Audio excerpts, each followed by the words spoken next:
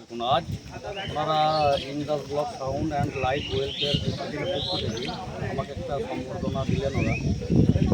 ওনাদের দাবি, ওনারা দীর্ঘদিন ধরে ব্যবসা করে আসছে, কিন্তু সরকার যে নিয়মবিধি মেনে করেছে, কিন্তু ওনারা বলছেন যে সেই সব নিয়মবিধি যা আছে আমরা মেনে চলবো, কিন্তু ওনাদের ব্যবসার দিকটাও আমি ওনাদেরকে আশ্বাস দিলাম যে আমি এই বিষয়টা প্রশাসনের কাছে তুলব এবং আমাদের যে মাননীয় মুখ্যমন্ত্রী ভূপেন্দ্র অধিকারীর কাছে এই বিষয়টি তোলা হবে, যাতে তাদের ব্যবসার কোনো ক্ষতি না হয়।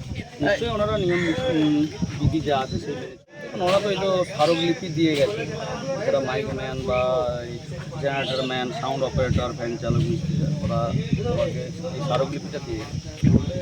এবং আমি একটাই বার্তা দেবো, যারা সাধারণ তাদেরকে আইন মেনে, আইন বিধি মেনে চলাটা তাদের উচিত। কারণ যা দিকে দিকে যা সাউন্ড পলিউশন, সেটার দিকে সতর্ক থাকা উচিত।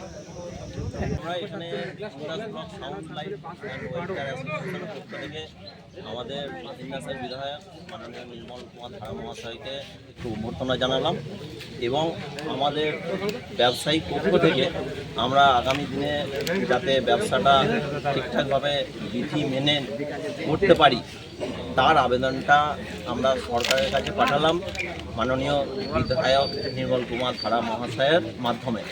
আমরা চেষ্টা করব সরকারি বিধিনিয়ম মেনে চলার। কিছু ক্ষেত্রে লঙ্ঘন হয়ে যায়, সেটা যারা ভাড়া করছে তাদের ওপর, তাদের প্রেসারে আমরা সেটা লঙ্ঘন করতে বাধ্য হই।